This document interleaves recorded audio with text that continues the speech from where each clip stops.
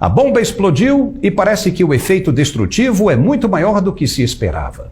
As denúncias do ministro Fábio Faria se confirmaram, como todo mundo já sabia.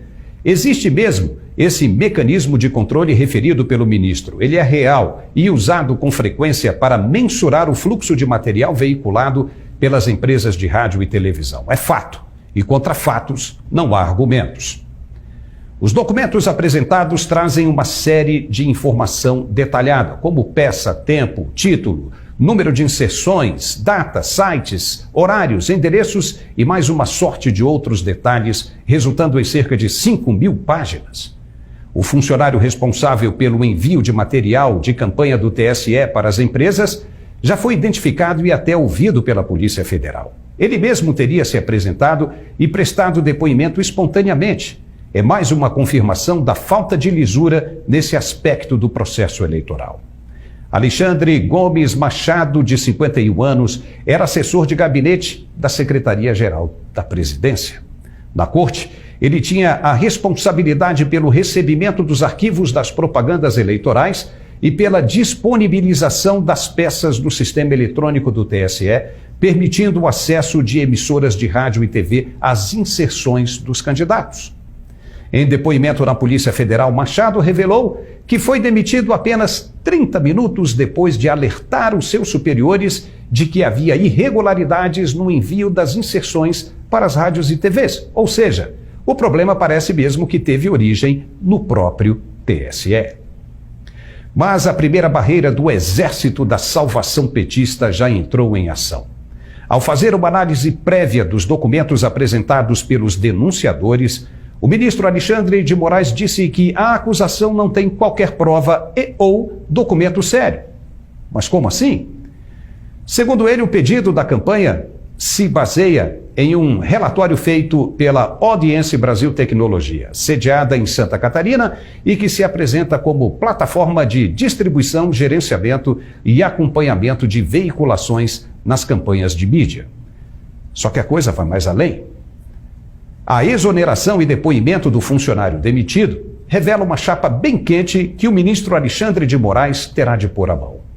Ele disse que os acusadores não têm qualquer prova ou documento sério, correto? Mas quem disse que ele precisa de coisa séria para proferir uma sentença? Contra os empresários, dentre eles o dono da Havan, Luciano Heng, ele proferiu sentença e puniu homens de bem apenas com base em um print de WhatsApp. Porque agora está desqualificando o conteúdo de provas verdadeiramente incontestáveis. Se fosse o contrário, com toda certeza já teríamos um Randolfo Rodrigues batendo na porta do STF para mandar a Polícia Federal prender o atual presidente. E o próprio Alexandre de Moraes ameaçou caçar a chapa da direita se as provas não fossem críveis. Olha só o tamanho do problema agora. Estamos diante de um paradoxo. Se ele não considera as provas verossímeis, então terá de caçar a chapa Bolsonaro-Braga Neto, como mesmo disse. Mas, por outro lado, se não caçar, depois do que foi apresentado, é porque considera as provas verdadeiras. E se são verdadeiras, terá de tomar uma medida à altura da celeridade que ele prega em seus depoimentos mais duros. E agora, José, quem descasca esse abacaxi? O fato é que a chapa da direita foi prejudicada sim. Os documentos mostram que houve falcatrua das emissoras de rádio e TV, ou quem sabe, do próprio TSE. 154 mil inserções roubadas e colocadas na campanha da chapa da esquerda. Se fizeram isso com tanta folga, em tão pouco tempo do segundo turno, é porque muito provavelmente também fizeram no primeiro turno. Agora imagine, no Nordeste, o eleitor só ouvindo e vendo a campanha do candidato Lula. Em quem você acha que ele vai votar? É uma indução massiva de informação direcionada que prejudica o equilíbrio da campanha em favorecimento do candidato beneficiado. E foi o que aconteceu no primeiro turno. Lula venceu no Nordeste, onde o candidato Bolsonaro não apareceu. Se isso não é maracutaia, o que é então? Mas o TSE está tratando como se não fosse nada demais. Tipo, não, deixa isso para lá. Já foi, agora vai rolar o segundo turno, esquece isso. Não.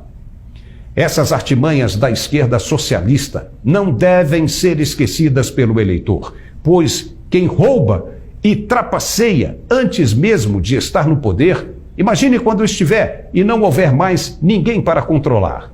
Os larápios passaram a mão no passado, passam no presente e passarão no futuro ainda mais se assumirem o comando do país. Se hoje já é difícil combater esses trapaceiros, imagine quando não tiverem mais limites ou obstáculos.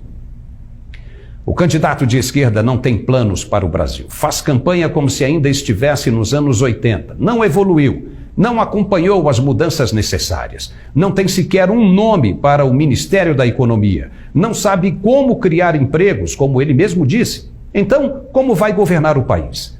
Vai tocar um barco sem leme, sem planejamento, simplesmente de acordo com o vento que soprar? Pelo menos uma coisa já sabemos, que a esquerda vai voltar a se aproximar de Cuba e outros países da América Latina que tanto ajudou com dinheiro do BNDES. Nós financiamos por meio do BNDES, nesta primeira etapa, 802 milhões de dólares em bens e serviços. É isso mesmo? O Brasil tinha gente morrendo por falta de verba para consertar equipamentos em hospitais públicos, mas não faltava dinheiro para construir pontes e portos em Cuba? Quanta gente morreu em filas de espera por um leito em unidades de saúde, enquanto o dinheiro estava sendo usado para a construção de estádios superfaturados para a Copa do Mundo? Eles querem resolver o problema deles lá na rua, gastando dinheiro em obras, porque tem sucesso de Copa, que é mais importante. A saúde está zerada, os pacientes estão à míngua, estão morrendo, eles que não estão ligando para isso. Quantos escândalos como o do leite em pó, das merendas escolares, das cuecas infestadas de dinheiro desviado dos cofres públicos? Lembra disso? Será que esquecemos tudo isso? Eu não, e posso mostrar. Quem quer essa esquerda de volta não está consciente deste mundo. São pessoas que vivem de aposentadoria do serviço público ou filhinhos de mamães que vão trabalhar no exterior, usam carros elétricos e telefones celulares de última geração e se gabam de estar morando em um país estrangeiro falando outro idioma. Ou até mesmo aqueles que vão em busca de uma vida melhor em um país capitalista, que não aceita a esquerda socialista que eles pregam. Dá para entender uma coisa dessa? Por que não procuram países destruídos pela esquerda para prosperar? Vai estudar lá para ver como se faz na vida real sob o regime da esquerda. Esses que moram no estrangeiro votam no PT, como vimos no primeiro turno, demonstram ser pessoas confusas. Será que eles querem que o partido transforme o Brasil no país que eles estão vivendo? Certamente que não, pois o capitalismo e o imperialismo, como chamam os Estados Unidos, é tudo de oposto que prega o partido que eles votam. Mas essa semana, um gigante emergiu das profundezas. Uma personalidade digna da mais alta admiração pela inteligência que tem, preparo e expertise em gerenciamento estratégico. Sua voz ecoa como uma mensagem codificada em entrelinhas tranquilizadoras para quem for capaz de interpretá-las. Veja aí. Meus compatriotas brasileiros e brasileiras, na eleição mais importante do século, vamos decidir o destino do Brasil. Não há comparação entre Bolsonaro e Lula. Lula, durante 13 anos, esteve no poder, destruiu o país, divulga mentiras ridículas para encobrir seu vergonhoso passado e quer repetir sua desastrosa gestão, exibindo dados passageiros e superados. Bolsonaro assumiu um país quebrado, desmoralizado e empobrecido pelo desvio do dinheiro público. Resgatou o patriotismo, levantou a economia.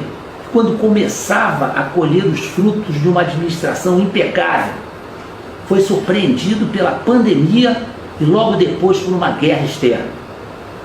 Conseguiu nos manter em invejáveis condições, com recuperação à frente, inclusive das grandes nações do mundo. Não é possível admitir a quadrilha vermelha de volta. Brasil acima de tudo. 30 de outubro é dia de cravar Bolsonaro 22. Nada mais a dizer. Muito obrigado. Uai, seu app de vídeos curtos.